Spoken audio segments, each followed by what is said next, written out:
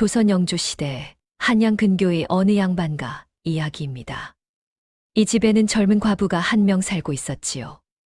윤씨라 불리는 이 여인은 26 꽃다운 나이에 남편을 잃었습니다. 혼인한 지 겨우 3년, 아이 하나 낳지 못하고 홀로 되었지요. 친정에서는 돌아오라 했습니다. 젊은 나이에 시집에서 늙을 것 없다고요. 그러나 윤씨는 고개를 저었습니다. 시부모님을 두고 어찌 떠나겠습니까? 그렇게 윤씨는 시집에 나갔습니다. 병든 시어머니를 봉양하고 과묵한 시아버지를 모시며 정숙한 며느라로 살아갔지요. 낮에는 그랬습니다. 그러나 밤이 되면 윤씨는 이불을 뒤집어 쓰고 소리 없이 울었습니다. 남편의 빈자리가, 텅 빈 방이, 혼자만 능긴 밤이 견디기 어려웠지요. 26. 아직 피어나지도 못한 나이에 윤씨는 스스로를 시들게 내버려 두고 있었습니다. 이제 시아버지 이야기를 해야겠지요. 쉰을 넘긴 나이에도 꼿꼿한 자세를 잃지 않는 선비였습니다. 평생을 유교의 가르침대로 살았습니다. 마을에서 존경받는 어른이었고 집안에서는 엄한 가장이었습니다. 그런 시아버지에게 며느리란 그저 아들의 아내였습니다. 아들이 죽은 후에는 집안일을 돌보는 사람. 그 이상도 이하도 아니었지요. 적어도 그날 밤까지는요. 장마가 시작된 저녁이었습니다. 하늘에서 빗줄기가 쏟아지고 있었지요. 마당에 흙이 질퍽해지고 처마 끝에서 빗물이 줄줄 흘러내렸습니다. 윤씨는 사랑채로 저녁상을 들고 가고 있었습니다. 국이 식기 전에 가야 했지요. 종종 걸음을 쳤습니다. 그런데 마루에 올라서는 순간 발이 미끄러졌습니다. 비에 젖은 마룻바닥이 미끄러웠던 거지요. 악! 창이 기울었습니다. 국물이 쏟아지려 했지요. 윤씨의 몸이 앞으로 쏠렸습니다. 그때였습니다. 누군가의 손이 윤씨의 팔을 덥석 잡았지요. 시아버지가 왔습니다. 어디서 나타났는지 시아버지가 윤씨의 팔을 붙잡고 일으켜 세웠습니다. 상은 기적적으로 쏟아지지 않았지요. 괜찮으냐? 시아버지가 물었습니다. 윤씨가 고개를 들었지요. 그 순간 둘의 눈이 마주쳤습니다. 비에 젖은 윤씨의 저고리가 몸에 달라붙어 있었습니다. 하얀 속적삼이 비쳤지요. 가느다란 어깨선이 숨 쉴 때마다 오르내리는 가슴이 천 너머로 드러났습니다. 시아버지의 손이 윤씨의 팔을 쥔 채 굳어버렸습니다. 빗소리만 요란했지요. 처마 끝에서 떨어지는 빗물 소리, 마당을 두드리는 빗줄기 소리.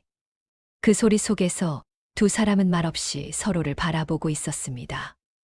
얼마나 지났을까요? 시아버지가 먼저 손을 놓았습니다. 황급히 마치 뜨거운 것에 대기라도 한 듯이요. 다쳤느냐? 짧은 한마디를 던지고 시아버지는 돌아섰습니다. 아닙니다. 괜찮습니다. 윤씨가 뒤늦게 대답했지요. 그러나 시아버지는 이미 사랑채 안으로 들어가고 있었습니다. 뒷모습이 어딘가 급해 보였지요. 윤씨는 젖은 저고리를 여미며 고개를 숙였습니다. 심장이 두근거렸습니다. 넘어질 뻔해서 그런 거라고 스스로에게 말했지요. 그런 거라고요. 그날 밤 시아버지는 잠을 이루지 못했습니다. 눈을 감으면 낮에 본 것들이 떠올랐지요. 빗물에 젖어 몸에 달라붙은 저고리. 그 아래로 드러난 윤곽. 놀라서 커진 눈동자. 붙잡았을 때 느껴진 가느다란 팔뚝의 감촉. 미친놈. 시아버지는 자신을 꾸짖었습니다. 며느라가 아니냐. 죽은 아들의 아내가 아니냐. 무슨 생각을 하는 거냐. 그러나 꾸짖어도 한 번 떠오른 것은 쉽게 사라지지 않았지요. 시아버지는 밤새 뒤척였습니다. 며칠이 지났습니다. 시아버지는 애써 그날 일을 잊으려 했지요. 며느리를 마주칠 때면 눈을 피했고 필요한 말 외에는 대화를 나누지 않았습니다. 그러면 잊을 수 있을 줄 알았습니다. 그런데 문제가 있었지요. 시아버지의 방과 윤씨의 방은 복도 하나를 사이에 두고 있었습니다. 얇은 벽 하나만 두고 지척에서 자고 있었던 거지요. 전에는 몰랐습니다. 아니, 신경 쓰지 않았습니다. 그런데 그날 이후로 소리가 들리기 시작했습니다. 밤마다 벽 너머에서 소리가 들려왔지요. 훌쩍이는 소리, 이불을 뒤척이는 소리, 때로는 잠꼬대처럼 무언가를 중얼거리는 소리, 한 번은 죽은 남편의 이름을 부르는 소리도 들렸습니다. 여보, 가늘고 떨리는 목소리였지요. 저 혼자 두고 왜? 시아버지는 잠을 이룰 수가 없었습니다. 그 소리를 들으면 가슴 한쪽이 먹먹해졌지요. 측은한 마음이라고 생각했습니다. 젊은 나이에 홀로 된 며느라가 불쌍해서 그런 거라고요. 그러나 그것만은 아니었습니다. 윤 씨가 우는 소리를 들으면 이상하게도 달려가서 안아주고 싶었습니다. 괜찮다고 혼자가 아니라고 말해주고 싶었지요. 미친놈. 이게 무슨 생각이냐. 시아버지는 스스로를 꾸짖으며 자리에서 일어났습니다. 복도를 걸었지요. 걷다 보니 윤 씨의 방 앞에 서 있었습니다. 문틈으로 희미한 촛불빛이 새어나오고 있었지요. 아직 자지 않은 모양이었습니다. 시아버지는 손을 들었습니다. 문을 두드리려고요. 그러다 멈췄습니다. 무슨 말을 하려고? 문을 열면 무슨 말을 할 것인지 생각해 보지 않은 거지요. 손을 내렸습니다. 돌아서려는데 방 안에서 다시 흐느끼는 소리가 새어나왔습니다. 시아버지는 그 자리에 한참을 서 있었습니다. 주먹을 쥐었다 폈다 하면서요. 결국 아무 말도 하지 못하고 자신의 방으로 돌아갔지요. 그러나 잠은 끝내 오지 않았습니다. 그날부터 밤마다 같은 일이 반복되었습니다. 윤 씨가 우는 소리가 들리면 시아버지는 복도로 나갔지요. 윤 씨의 방 앞에 섰다가 아무것도 하지 못하고 돌아왔습니다. 매일 밤이요. 노파는 그 모습을 몰래 지켜보고 있었지요. 30년을 이 집에서 산 늙은 종이었습니다. 집안의 모든 일을 알고 있었지요. 노파는 한숨을 쉬었습니다. 이러다 큰일 나겠구나. 그러나 아직은 아무 말도 하지 않았습니다. 어느 날 오후 손님이 찾아왔습니다. 이웃 마을에 사는 진사였지요. 시아버지과는 오래전부터 알고 지낸 사이였습니다. 자네 요즘 안색이 안 좋아 보이는구먼. 진사가 말했습니다. 사랑채 마루에 나란히 앉아 술을 마시고 있었지요. 잠을 잘 못 자서 그렇네. 시아버지가 대답했습니다. 걱정되는 일 있나? 별일 아닐세. 시아버지는 말을 돌렸지요. 진사는 차를 홀짝이다가 조심스럽게 입을 열었습니다. 자네 며느리 말일세. 시아버지의 손이 멈췄습니다. 며느리가 왜? 젊은 나이에 홀로 지내기가 안 됐어서 말이야. 진사가 말을 이었지요. 마침 좋은 자리가 있어서 말인데 우리 마을에 호라비가 한 명 있거든. 인물도 반듯하고 성품도 좋고 자네 며느라와 잘 어울릴 것 같아서. 됐네. 시아버지가 말을 끊었습니다. 며느리는 제가 같은 건 생각하지 않네. 그래도 젊은 나이에 홀로 늙을 순 없지 않겠나. 한번 물어라도 보지. 그러나 물어볼 필요 없네. 시아버지의 목소리가 높아졌지요. 우리 며느리는 정숙한 여인이야. 죽은 남편을 두고 딴 남자한테 시집갈 사람이 아니란 말일세. 진사가 놀란 눈으로 시아버지를 보았습니다. 아니 자네 왜 이렇게 격하게 나오나. 그냥 며느라 걱정이 하는 소리 아닌가. 걱정은 내가 할 테니 자네는 신경 끄게. 시아버지가 단호하게 말했습니다. 다시는 그런 말 꺼내지 마시오. 우리 집안 일에 간섭 말고 돌아가시게. 분위기가 싸늘해졌지요. 진사는 어리둥절한 얼굴로 일어섰습니다. 알았네 알았어. 그럼 난 이만 가보지. 진사가 떠난 후 시아버지는 한참을 그 자리에 앉아 있었습니다. 내가 왜 저리 화를 낸 거지?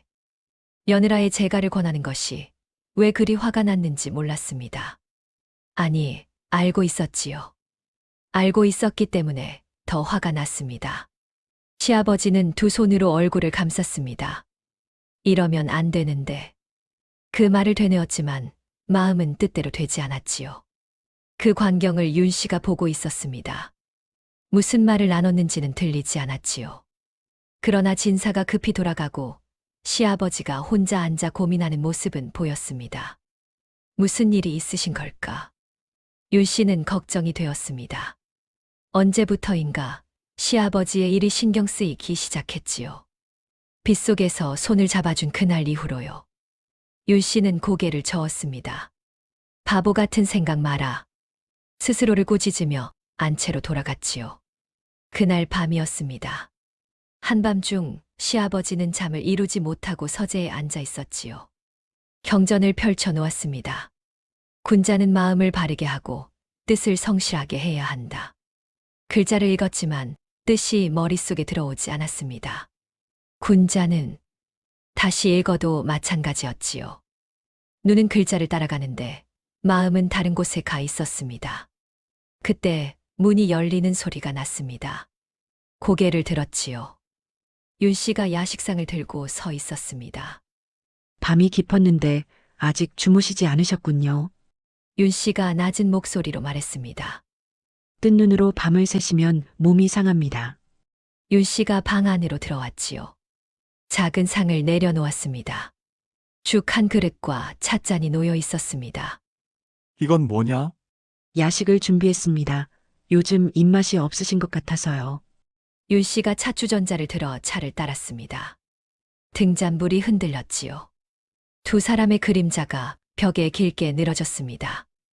윤 씨의 손이 찻잔을 시아버지 앞으로 밀었습니다. 그 순간 손이 스쳤지요. 시아버지의 손등 위로 윤 씨의 손가락이 지나갔습니다. 가볍게 스치듯이. 그러나 그 짧은 접촉이 온몸에 전해졌습니다. 둘 다 손을 거두지 않았습니다. 시아버지의 손등 위에 윤 씨의 손가락이 머물러 있었지요. 시간이 멈춘 것 같았습니다. 등잔불만 흔들렸지요. 저도 윤 씨가 먼저 입을 열었습니다. 목소리가 가늘게 떨렸지요. 잠이 오지 않습니다. 시아버지는 대답하지 못했습니다. 밤마다 혼자 있으면 윤 씨가 말을 이었지요. 너무 외롭습니다. 그 말에 시아버지의 가슴이 쿵 내려앉았습니다. 고개를 들어 윤 씨를 보았지요. 등잔불에 비친 윤 씨의 얼굴이 보였습니다. 눈가가 붉었지요. 울다가 온 게 분명했습니다. 며느라, 시아버지가 입을 열었습니다. 그러나 무슨 말을 해야 할지 몰랐지요. 괜찮다고 말해야 할까? 내 마음을 안다고 말해야 할까? 나도 외롭다고 말해도 되는 걸까? 말하면 안 되는 거였습니다. 시아버지는 눈을 감았지요. 감으면 보이지 않을 줄 알았습니다. 그러나 오히려 윤 씨의 숨소리가 더 선명하게 들렸습니다. 가볍게 떨리는 숨소리, 촛불에 녹아든 향냄새, 그리고 여전히 손등 위에 얹혀 있는 윤 씨의 손가락. 찻잔에서 피어오르는 김만큼이나 두 사람 사이의 공기가 뜨거웠습니다. 드시고 주무십시오. 윤 씨가 손을 거뒀습니다. 일어서며 말했지요. 밤이 깊었습니다. 그래, 수고했다. 시아버지가 짧게 대답했습니다. 윤 씨가 방을 나갔지요. 문이 닫히고 발자국 소리가 멀어졌습니다. 시아버지는 한참을 그 자리에 앉아 있었습니다. 손등을 내려다보았지요. 아직도 윤 씨의 손가락이 스친 자리가 따뜻했습니다. 미친놈. 시아버지는 중얼거렸습니다. 그러나 그 온기를 지우고 싶지 않았지요. 다음 날 오후였습니다. 늦여름의 햇살이 따가웠지요. 며칠간 내리던 비가 그치고 구름 한 점 없이 맑은 날이었습니다. 윤 씨는 안채 마당에서 빨래를 널고 있었습니다. 젖은 빨래가 무거웠지요. 윤 씨는 소매를 걷어 올리고 빨래를 털었습니다. 하얀 팔뚝이 햇빛에 빛났습니다. 빨래를 털 때마다 저고리 아래로 몸의 윤곽이 드러났지요. 숙여서 빨래를 집을 때는 목덜미가 보였고 일어설 때는 치마 아래로 가느다란 발목이 보였습니다. 머리카락 한 올이 땀에 젖어볼에 달라붙었지요. 윤 씨는 그것을 손가락으로 쓸어 넘겼습니다. 그 모습을 시아버지가 보고 있었습니다. 사랑채 창문 너머로요. 처음에는 그냥 지나가다 본 것이었지요. 그러나 눈을 뗄 수가 없었습니다. 햇살에 빛나는 윤 씨의 모습이 자꾸만 눈에 들어왔습니다. 빨래를 털 때 흔들리는 어깨, 허리를 숙일 때 드러나는 목덜미의 곡선, 일어설 때 펄럭이는 치마 아래로 보이는 흰 발목, 땀에 젖은 이마를 닦는 손길. 시아버지는 자신이 무엇을 보고 있는지 깨달았을 때 이미 한참을 지켜본 후였습니다. 미친놈. 스스로를 욕했지요. 며느리를 뭘로 보는 거냐. 황급히 고개를 돌렸습니다. 그러나 눈을 돌려도 방금 본 것들이 눈앞에 아른거렸지요. 가느다란 발목, 땀에 젖은 목덜미, 햇살에 빛나는 살결. 압이라는 놈이 시아버지는 주먹으로 무릎을 쳤습니다. 짐승만도 못한 놈이구나. 그러나 아무리 자책해도 한 번 본 것은 잊히지 않았습니다. 그날 밤 시아버지는 냉수를 끼얹고 잠자리에 들었습니다. 차가운 물이 온몸을 적셨지요. 그래야 정신이 들 것 같았습니다. 이불 속에 누웠습니다. 눈을 감았지요. 그런데 눈을 감으니 오히려 낮에 본 것들이 더 선명하게 떠올랐습니다. 햇살 아래의 윤씨, 땀에 젖은 살결, 치마 아래로 드러난 발목. 시아버지는 벌떡 일어났습니다. 이래선 안 돼. 혼잣말을 내뱉으며 방을 나섰지요. 마당으로 나가 밤하늘을 올려다보았습니다. 달이 휘영청 떠 있었지요. 내가 미쳐가고 있구나. 시아버지는 중얼거렸습니다. 어쩌면 좋으냐? 답은 없었지요. 달만 말없이 빛나고 있었습니다. 그때였습니다. 안채 쪽에서 인기척이 났지요. 고개를 돌렸습니다. 윤 씨였습니다. 안채 마루에 앉아 있었지요. 달빛을 받으며 혼자 앉아 있었습니다. 윤 씨도 잠이 오지 않는 모양이었습니다. 두 사람의 눈이 마주쳤습니다. 멀리서 담장 너머로 윤 씨가 먼저 고개를 숙였지요. 시아버지도 고개를 돌렸습니다. 아무 말도 오가지 않았습니다. 그러나 두 사람 다 알고 있었지요. 무언가가 천천히 시작되고 있다는 것을. 억눌러도 피해도 도망쳐도 멈출 수 없는 무언가가. 담장 뒤에서 노파가 그 모습을 지켜보고 있었습니다. 한숨이 새어나왔지요. 이러다 큰일 나겠구나.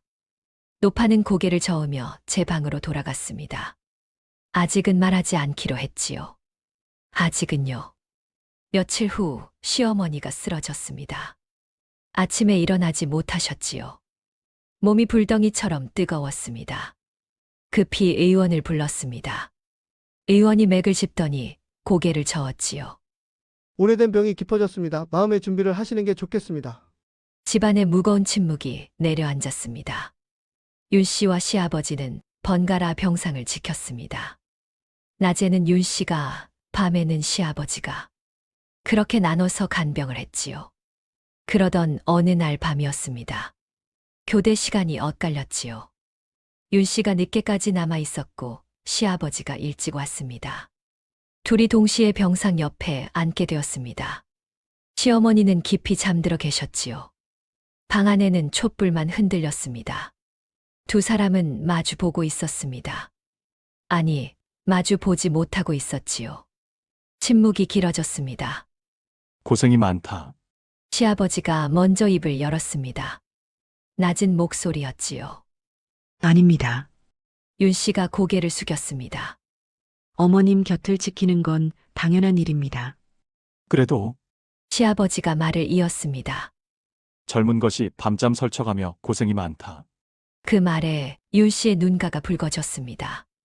젊은 것이라는 말이 이상하게 가슴에 와닿았지요.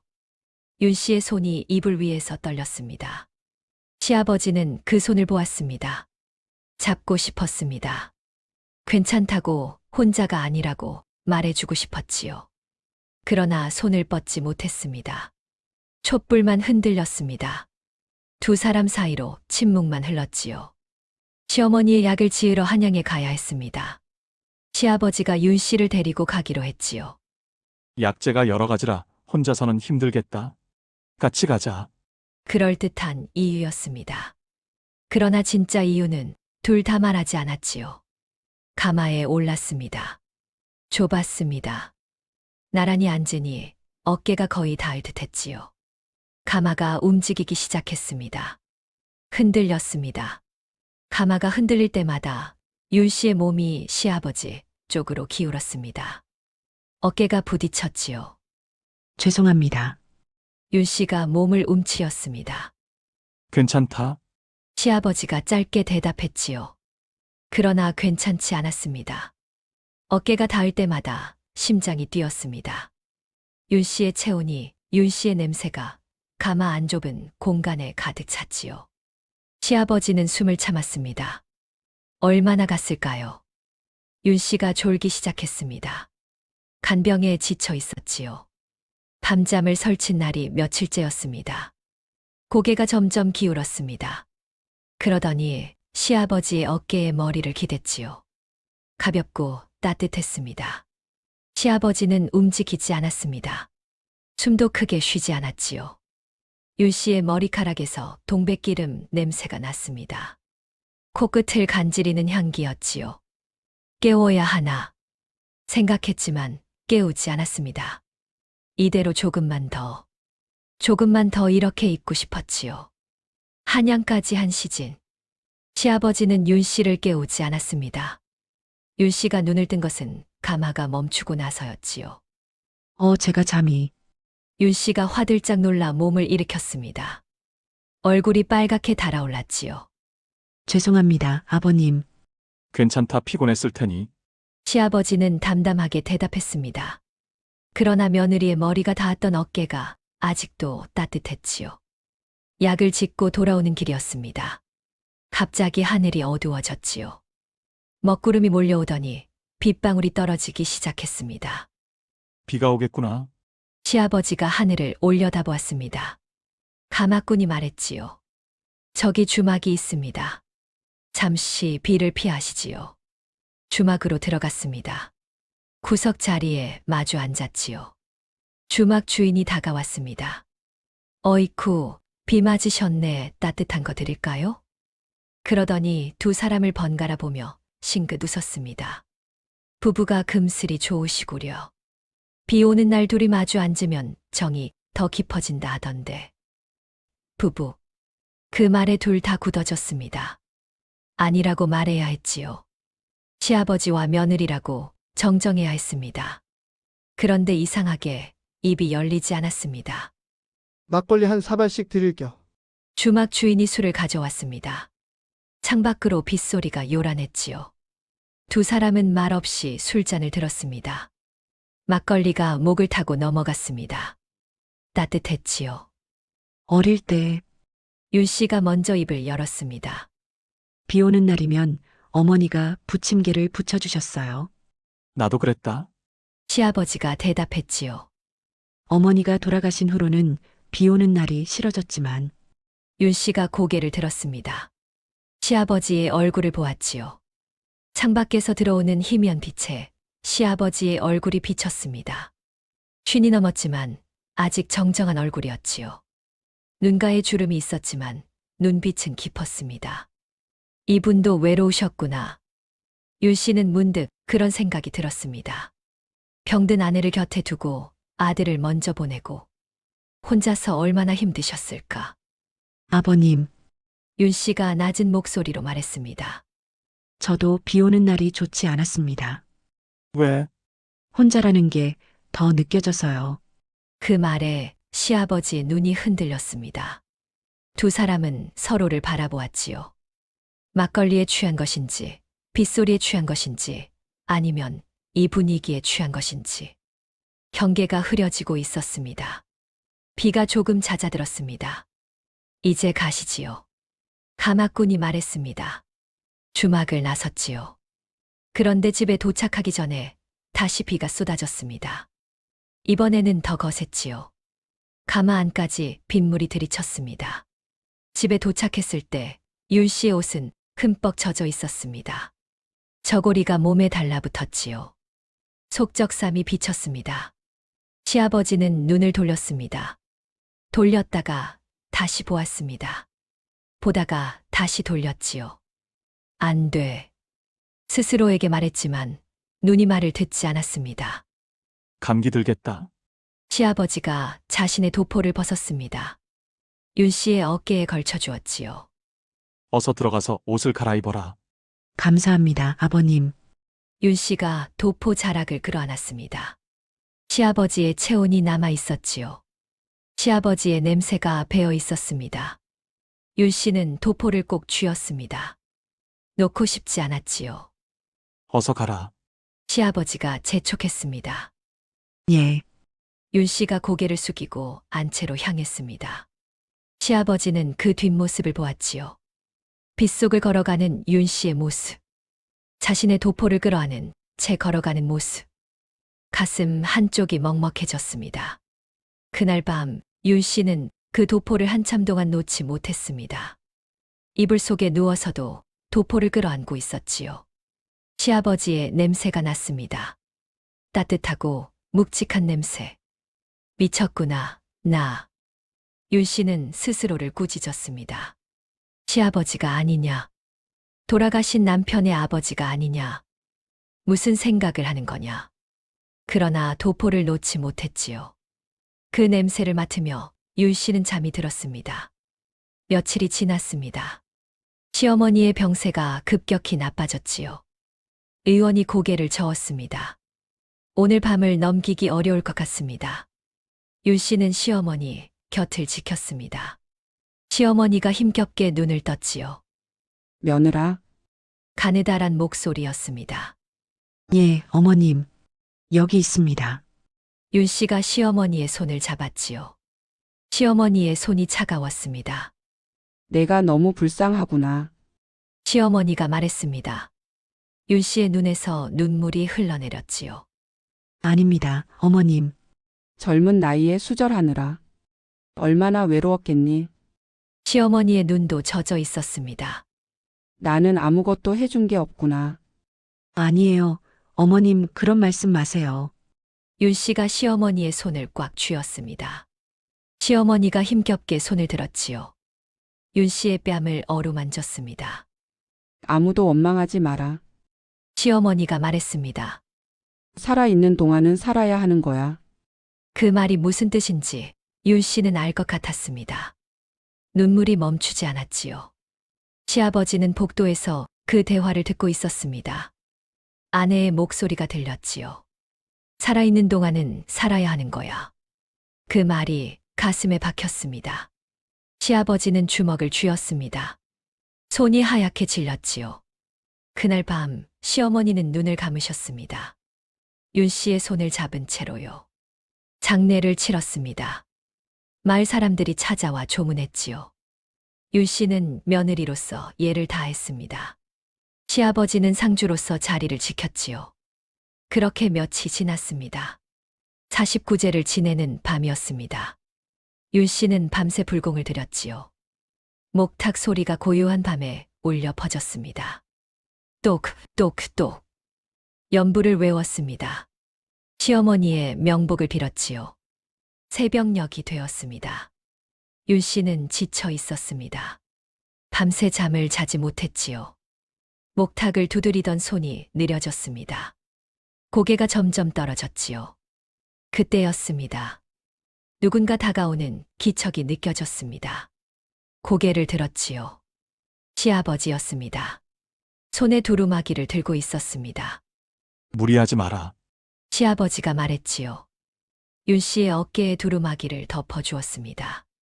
그 순간 시아버지의 손끝이 윤 씨의 목덜미를 스쳤습니다. 윤 씨가 고개를 들었지요.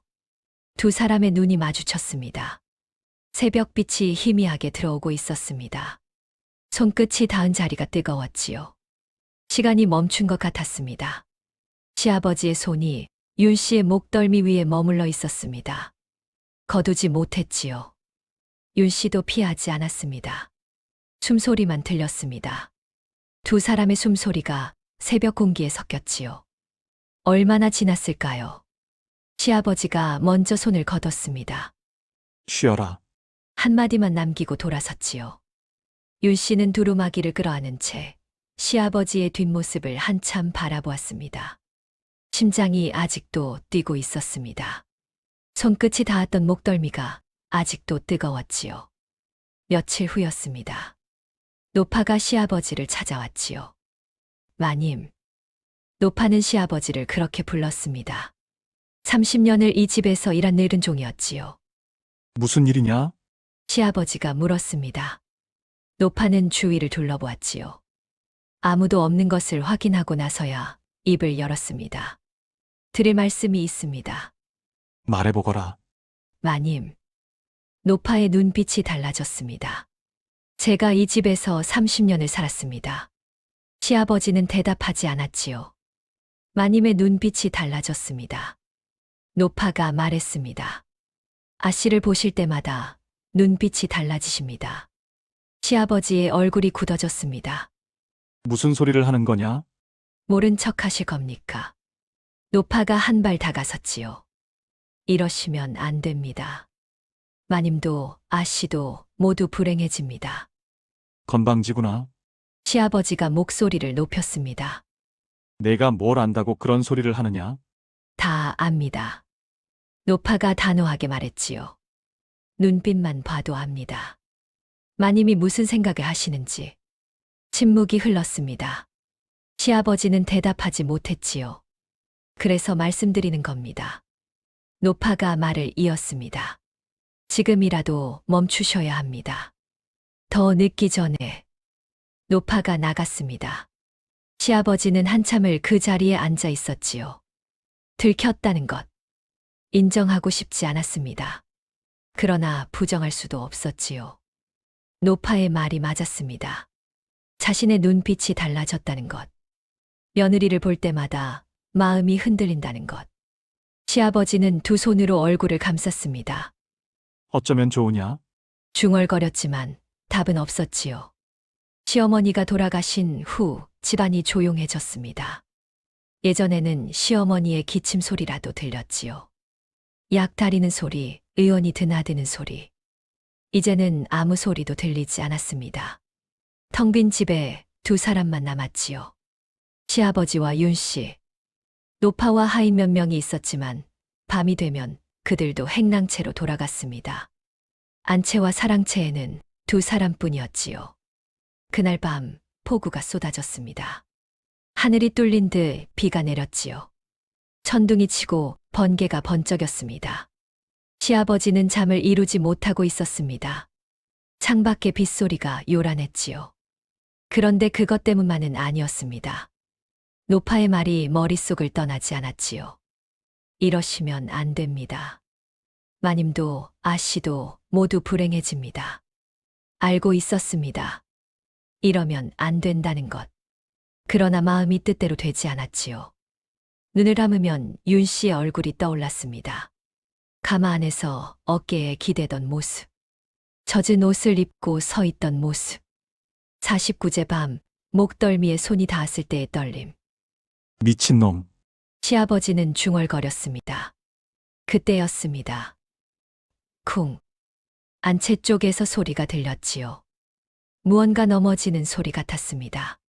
시아버지는 귀를 기울였습니다. 그리고 들렸지요. 비명소리. 윤 씨의 비명소리였습니다. 시아버지는 벌떡 일어났습니다. 신발도 제대로 신지 않고 뛰어나갔지요. 복도를 건너 윤 씨의 방 앞에 섰습니다.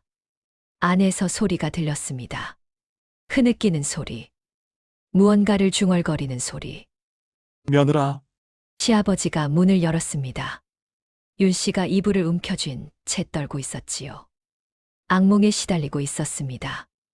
눈을 감은 채 온몸에 식은땀을 흘리고 있었지요. 안 돼 가지 마세요. 잠꼬대처럼 중얼거렸습니다. 혼자 두지 마세요. 시아버지가 조심스럽게 다가갔습니다. 며느라, 괜찮다 일어나라. 윤 씨의 어깨를 흔들었지요. 그 순간 윤 씨가 눈을 떴습니다. 잠결이었지요. 눈에 눈물이 가득 고여 있었습니다. 윤 씨는 시아버지의 손을 덥석 잡았습니다. 가지 마세요. 떨리는 목소리였지요. 제발 혼자 두지 마세요. 시아버지는 그 손을 뿌리칠 수 없었습니다. 괜찮다 여기 있다. 시아버지가 낮은 목소리로 말했습니다. 윤 씨는 시아버지의 손을 꽉 쥔 채 다시 눈을 감았지요. 잠결이었습니다. 아직 꿈과 현실 사이에 있었지요. 시아버지는 그 자리에 앉았습니다. 손을 놓지 못했지요. 놓으면 윤 씨가 다시 악몽에 시달릴 것 같았습니다. 그렇게 밤이 깊어갔습니다. 창밖에서는 여전히 비가 쏟아지고 있었습니다. 천둥 소리가 점점 멀어졌지요. 윤 씨는 시아버지의 손을 잡은 채 잠들어 있었습니다. 시아버지는 그 모습을 내려다보았지요. 촛불에 비친 윤 씨의 얼굴. 눈물 자국이 말라 있었습니다. 입술이 살짝 벌어져 있었지요. 고르게 숨 쉬는 모습이 어린아이 같기도 하고 여인 같기도 했습니다. 시아버지는 다른 손을 들었습니다. 윤 씨의 이마에 붙은 머리카락을 쓸어 넘겨주었지요. 부드러운 머리카락이 손끝에 닿았습니다. 이러면 안 되는데 생각했지만 손이 멈추지 않았습니다. 머리카락을 넘기고 뺨을 스치고 귓불 옆에서 멈췄지요. 윤 씨의 피부가 따뜻했습니다. 부드럽고 고왔지요. 시아버지는 숨을 삼켰습니다. 미친놈. 스스로를 욕했지만 손을 거두지 못했습니다. 얼마나 지났을까요? 창밖이 밝아오기 시작했습니다. 비가 그쳤지요. 새벽빛이 창호지를 물들였습니다. 그때 윤 씨가 눈을 떴습니다. 천천히 눈을 깜빡였지요. 그리고 상황을 깨달았습니다. 자신의 손이 시아버지의 손을 잡고 있었습니다. 시아버지가 바로 곁에 앉아 있었지요. 밤새 윤 씨의 얼굴이 붉어졌습니다. 아버님, 화들짝 놀라 손을 놓았습니다. 몸을 일으키려 했지요. 죄송합니다. 제가 정신이 없어서. 괜찮다. 시아버지가 말했습니다. 목소리가 낮았지요. 악몽을 꾸는 것 같아서 그냥 있었다. 밤새 여기 계셨습니까? 그래. 시아버지가 고개를 끄덕였습니다. 윤 씨는 말을 잊지 못했지요. 밤새. 시아버지가 밤새 자신의 손을 잡고 있었습니다. 가슴이 뛰었지요. 죄송합니다. 윤 씨가 고개를 숙였습니다. 제가 손을 잡아서. 아니다. 시아버지가 말했지요. 내가 미안하다. 무엇이 미안한 것인지 둘 다 알고 있었습니다. 말하지 않아도 알고 있었지요. 며칠이 지났습니다. 두 사람은 서로를 피했지요. 그날 밤 이후로 얼굴을 마주치면 눈을 돌렸습니다. 밥상을 들고 와도 말을 섞지 않았지요. 피하면 괜찮아질 줄 알았습니다. 시간이 지나면 잊을 수 있을 줄 알았지요. 그러나 피할수록 더 생각났습니다. 잊으려 할수록 더 선명해졌지요. 보름달이 뜬 밤이었습니다. 윤 씨는 잠이 오지 않았지요. 방 안에 누워 있어도 눈이 말똥말똥했습니다. 결국 일어났지요. 마당으로 나갔습니다. 연못가에 섰습니다. 달빛이 연못에 비쳐 흔들리고 있었지요. 바람이 불었습니다. 시원했지요. 윤 씨는 달을 올려다보았습니다. 이러면 안 되는데. 혼잣말처럼 중얼거렸지요. 왜 자꾸 생각나는 거야? 시아버지의 얼굴이 떠올랐습니다. 그날 밤 손을 잡아주던 따뜻함. 머리카락을 쓸어 넘겨주던 손길. 새벽에 눈을 떴을 때 바로 곁에 앉아있던 모습. 윤 씨는 두 손으로 얼굴을 감쌌습니다. 미쳤구나, 나. 그때였습니다. 인기척이 느껴졌지요. 고개를 돌렸습니다. 시아버지가 서 있었습니다. 사랑채에서 나온 모양이었지요. 아버님, 윤 씨가 놀라서 말했습니다. 주무시지 않으셨습니까? 잠이 오지 않아서. 시아버지가 대답했지요. 너도 그런 모양이구나. 예, 윤 씨가 고개를 숙였습니다. 침묵이 흘렀지요. 달빛만 두 사람을 비추고 있었습니다. 시아버지가 천천히 다가왔습니다. 연못가에 나란히 섰지요. 달이 밝구나. 시아버지가 말했습니다. 예, 윤 씨가 대답했지요. 또 침묵이 흘렀습니다. 연못 위로 달빛이 흔들렸지요. 바람에 물결이 일었습니다. 저, 윤 씨가 먼저 입을 열었습니다. 목소리가 떨렸지요. 아버님, 말해보거라. 저도. 윤 씨가 말을 멈췄습니다. 심장이 뛰었지요. 말하면 안 되는 거였습니다. 이 말을 하면 돌이킬 수 없었지요. 그러나 입이 열렸습니다. 저도 아버님을. 말을 잇지 못하고 고개를 떨궜지요. 눈물이 떨어졌습니다. 연못 위로 똑 하고 떨어졌지요. 시아버지는 움직이지 않았습니다. 한참을 움직이지 않았지요. 그러다 천천히 다가왔습니다. 윤 씨 앞에 섰지요. 이래선 안 된다. 낮은 목소리였습니다. 알고 있습니다. 윤 씨가 대답했지요. 고개를 들었습니다. 눈가가 젖어 있었습니다. 어쩔 수가 없습니다. 두 사람 사이의 거리가 한 뼘도 되지 않았습니다. 숨소리가 들렸지요. 시아버지의 숨소리, 윤 씨의 숨소리. 달빛만 증인이었습니다. 나도 시아버지가 입을 열었습니다. 나도 어쩔 수가 없었다. 윤 씨가 고개를 들었지요. 시아버지의 눈이 보였습니다. 달빛에 젖은 눈이었지요. 그 안에 자신과 같은 감정이 담겨 있었습니다. 언제부터인지 모르겠다. 시아버지가 말을 이었습니다. 눈을 감으면 내 얼굴이 떠올랐다. 귀를 막아도 내 목소리가 들렸다. 윤 씨의 눈에서 눈물이 흘러내렸지요. 아버님, 미친놈이라고, 짐승만도 못한 놈이라고 매일 나를 욕했다. 시아버지의 목소리가 떨렸습니다. 그런데 소용이 없었다. 욕을 해도 벌을 줘도 이 마음이 멈추지를 않았다. 윤 씨는 말을 잇지 못했지요. 눈물만 흘러내렸습니다. 시아버지가 손을 들었습니다. 윤 씨의 뺨에 흐르는 눈물을 닦아주었지요. 손끝이 윤 씨의 볼에 머물렀습니다. 따뜻했습니다. 거칠지만 부드러운 손이었지요. 울지 마라. 시아버지가 말했습니다. 그러나 윤 씨는 멈출 수가 없었지요. 시아버지의 손이 천천히 움직였습니다. 볼을 쓰다듬고 턱을 어루만지고 입술 쪽으로 내려갔지요. 손끝이 윤 씨의 입술에 닿았습니다. 윤 씨가 눈을 감았지요. 시아버지가 고개를 숙였습니다. 천천히, 조심스럽게 입술이 닿았습니다. 새의 깃털이 스치듯 물결이 잔잔히 부딪히듯 짧은 입맞춤이었지요. 그러나 그 짧은 순간에 쌓여있던 모든 것이 무너져 내렸습니다. 금기도 도덕도 체면도 다 무너졌지요. 둘 다 한 발 물러섰습니다. 떨리는 숨소리만 들렸지요. 연못 위로 달빛이 흔들렸습니다. 아무 말도 하지 못했습니다.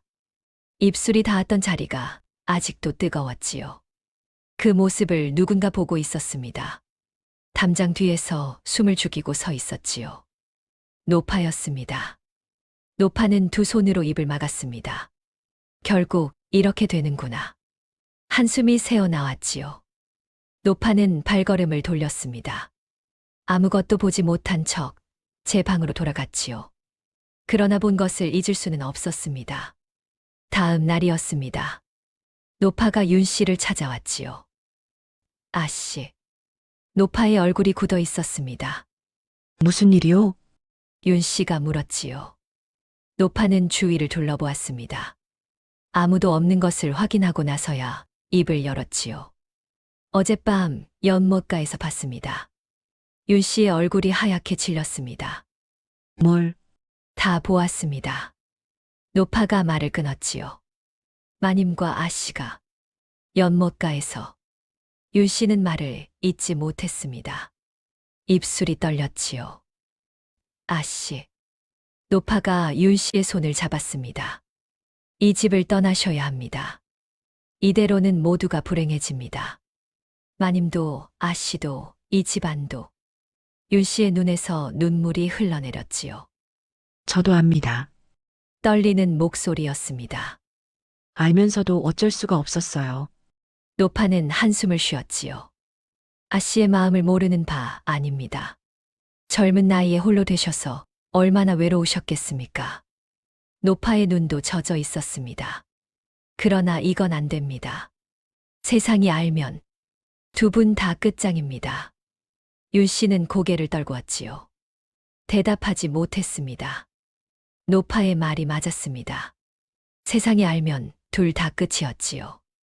시아버지와 며느리. 이 관계가 세상에 알려지면 집안이 망하고 두 사람 다 손가락질을 받으며 살아야 했습니다. 알고 있었지요. 알면서도 멈출 수가 없었습니다. 그날 저녁이었습니다. 시아버지가 윤 씨를 불렀지요. 사랑채로 오라고 했습니다. 윤 씨는 떨리는 마음으로 사랑채에 들어섰지요. 시아버지가 앉아 있었습니다. 등을 보이고 앉아 있었지요. 앉아라. 낮은 목소리였습니다. 윤 씨가 자리에 앉았지요. 침묵이 흘렀습니다.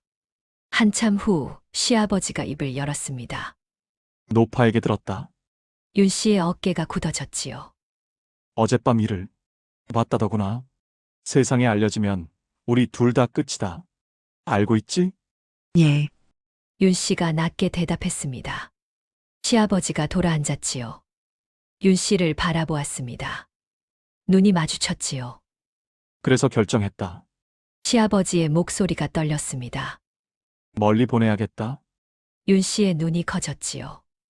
아버님, 먼 친척 집에 가서 지내거라.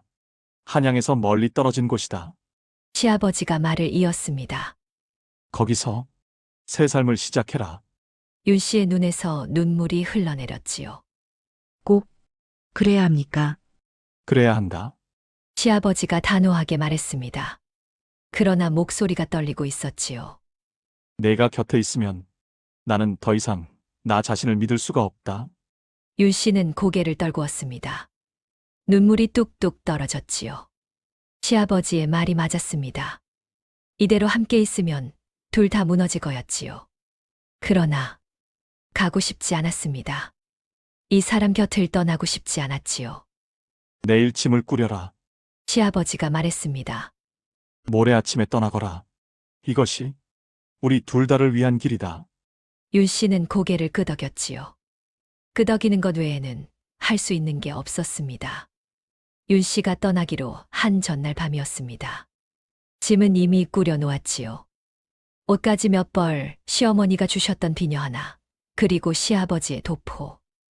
그 도포는 가져가면 안 되는 거였습니다. 그러나 윤 씨는 짐 속에 넣어두었지요. 몰래, 아무도 모르게 밤이 깊었습니다. 윤 씨는 잠이 오지 않았지요. 내일이면 이 집을 떠납니다.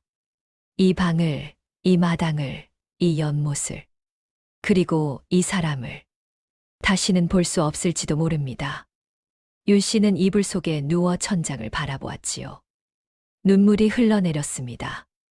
이게 맞는 거야. 스스로에게 말했지요. 떠나는 게 맞는 거야. 그러나 가슴이 찢어지는 것 같았습니다. 그때였습니다. 복도에서 발자국 소리가 들렸지요. 윤 씨는 귀를 기울였습니다. 발자국 소리가 가까워졌습니다. 그리고 멈췄지요. 방 앞에서 윤 씨는 숨을 죽였습니다. 심장이 뛰었지요. 문틈으로 그림자가 비쳤습니다. 누군지 알고 있었습니다. 시아버지였지요. 한참을 그렇게 서 있었습니다. 문 앞에 선 시아버지. 문 안에 누운 윤 씨. 얇은 문 하나를 사이에 두고 둘 다 움직이지 않았지요. 발자국 소리가 다시 들렸습니다. 멀어지는 소리. 돌아가는 모양이었지요. 윤 씨는 벌떡 일어났습니다. 문을 열었지요. 아버님, 시아버지가 멈췄습니다. 돌아보았지요. 달빛에 비친 시아버지의 얼굴이 보였습니다. 왜 오셨습니까? 윤 씨가 물었지요. 시아버지는 대답하지 못했습니다. 한참을 말없이 서 있었지요. 그냥 겨우 입을 열었습니다.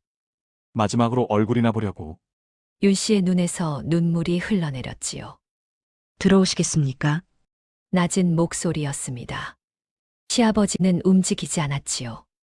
들어가면 안 되는 거였습니다. 알고 있었지요. 들어오세요. 윤 씨가 다시 말했습니다. 마지막인데, 시아버지의 발이 움직였습니다. 한 발, 또 한 발. 문 안으로 들어섰지요. 윤 씨가 문을 닫았습니다. 방 안은 어두웠습니다. 등잔불 하나만 켜져 있었지요.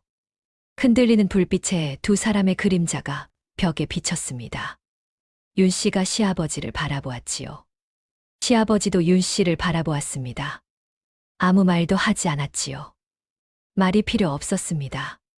한 번만, 윤 씨가 먼저 입을 열었습니다. 목소리가 떨렸지요. 단 한 번만 안아주세요. 시아버지는 대답하지 않았습니다. 대신 손을 뻗었지요. 윤 씨의 얼굴을 감쌌습니다. 거칠지만 따뜻한 손이었지요. 후회하지 않겠느냐? 시아버지가 물었습니다. 후회 안 합니다. 윤 씨가 대답했지요. 오히려 이대로 헤어지면 평생 후회할 것 같습니다. 시아버지의 눈이 흔들렸습니다. 윤 씨가 한 발 다가섰지요. 두 사람의 거리가 사라졌습니다. 옷깃이 스쳤지요. 숨결이 닿았습니다. 시아버지가 윤 씨를 끌어안았지요. 처음으로, 제대로. 윤 씨의 머리가 시아버지의 가슴에 묻혔습니다. 심장 소리가 들렸지요. 쿵, 쿵, 쿵. 빠르게 뛰고 있었습니다. 윤 씨도 시아버지의 등을 끌어안았지요.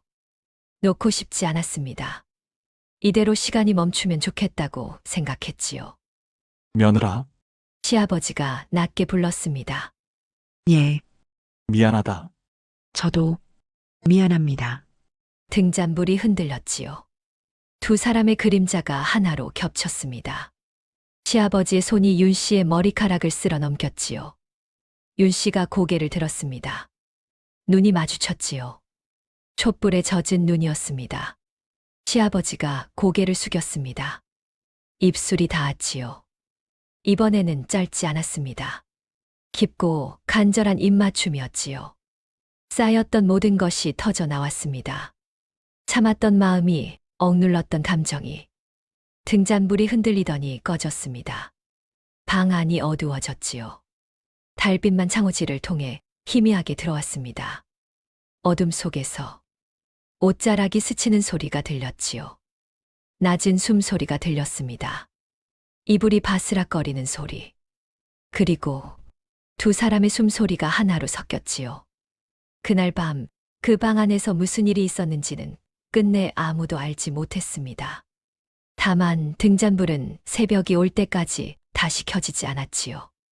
새벽빛이 창호지를 물들였습니다. 방 안이 서서히 밝아졌지요. 시아버지가 먼저 눈을 떴습니다. 옆을 보았지요. 윤 씨가 누워 있었습니다. 이불을 끌어안은 채 잠들어 있었지요. 뺨에 마른 눈물 자국이 있었습니다. 시아버지는 한참을 그 얼굴을 바라보았습니다. 손을 뻗었지요. 머리카락을 쓸어 넘겨주고 싶었습니다. 그러나 손을 걷었지요. 만지면 다시 놓을 수 없을 것 같았습니다. 시아버지는 조용히 일어났습니다. 옷을 추슬렀지요. 방을 나서며 뒤를 돌아보았습니다. 윤 씨는 여전히 눈을 감고 있었지요. 그러나 잠든 게 아니었습니다. 눈을 감고 있을 뿐이었지요. 시아버지가 나가는 소리를 들으며 윤 씨는 입술을 깨물었습니다. 눈물이 흘러내렸지요. 소리 내지 않았습니다. 시아버지가 문을 열었습니다. 복도로 나섰지요. 돌아보지 않았습니다. 돌아보면 다시는 떠나보낼 수 없을 것 같았으니까요. 문이 닫혔습니다. 발자국 소리가 멀어졌지요. 윤 씨는 이불을 끌어안고 소리 없이 울었습니다. 해가 떴습니다. 윤 씨는 짐을 챙겨 방을 나섰지요. 마당에 가마가 준비되어 있었습니다. 노파가 대문 앞에 서 있었지요. 아씨. 노파가 윤 씨의 손을 잡았습니다. 눈이 붉었지요. 건강히 지내셔야 합니다. 고마워요. 윤 씨가 노파의 손을 쥐었지요. 노파가 눈물을 훔쳤습니다. 아씨도 행복하셔야 합니다. 윤 씨는 대답하지 못했지요. 행복. 그게 가능할까요? 이 사람을 두고 떠나서. 윤 씨는 가마에 오르기 전 사랑채를 바라보았습니다. 창문이 닫혀 있었지요. 그러나 알고 있었습니다. 시아버지가 보고 있다는 것을. 창문 안쪽에서 자신을 바라보고 있다는 것을.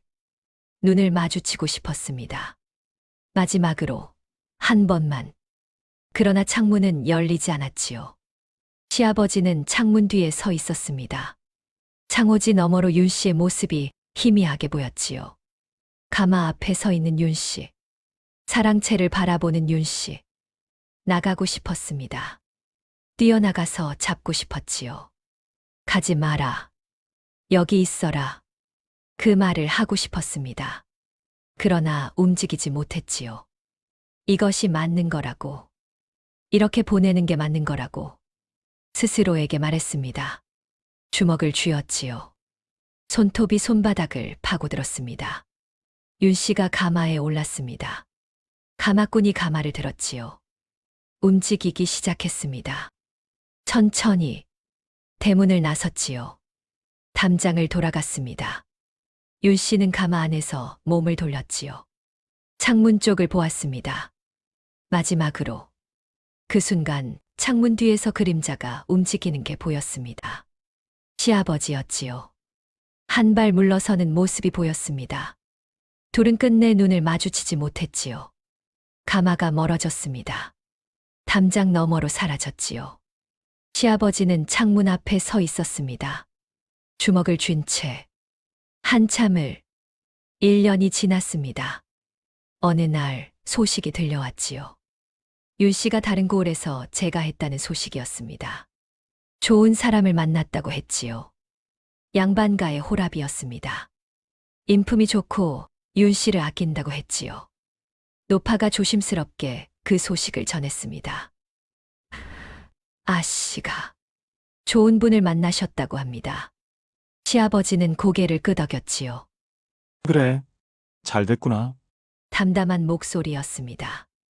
그러나 노파는 알았지요. 시아버지의 눈이 흔들리는 것을. 어느 날 밤이었습니다. 보름달이 떴지요. 시아버지는 연못가에 나갔습니다. 달빛이 연못에 비쳐 흔들리고 있었지요. 그날 밤과 똑같았습니다.